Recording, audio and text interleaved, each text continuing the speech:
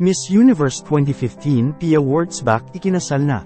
Sa hindi pa nakakaalam kung sino si Pia Wurtzbach, siya ay ang nanalong Miss Universe noong 2015 na ibinandera ang ating bansa.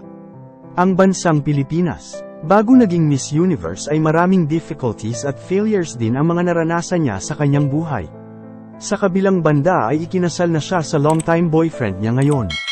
Pero bago ko ipagpatuloy ang bidyong ito, huwag kalimutang mag-subscribe sa aking YouTube channel upang maging updated kayo sa mga bago kong videos.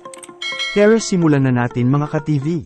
Marami ang nagbigay ng greetings sa kasal ni na Miss Universe 2015 Pia Wurtzbach at sa kanyang partner noon at ngayon asawa na si Jeremy Jonesy, isang British football player at entrepreneur. Ibinahagi ni Pia ang kanyang kasal sa social media na Instagram. Ang mga larawan at video nito kasama ang kanyang asawa. Halatang-halata na masayang-masaya sila sa kanilang kasal. Nagsimula ang kanilang relasyon noong 2020. At makikita pa sa social media ng mga ito ang mga sweet moments ng dalawa.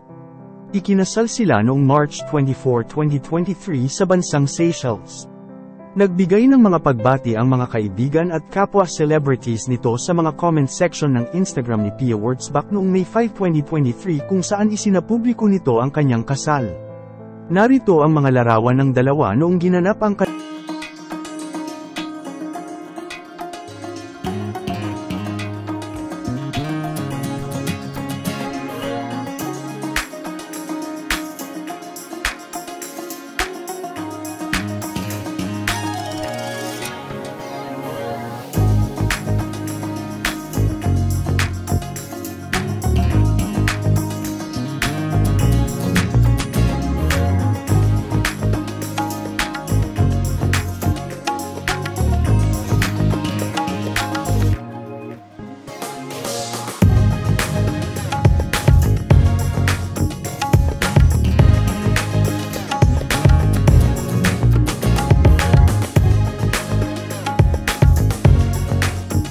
bless you, mga ka-TV, para maging updated kayo sa mga bago kong videos.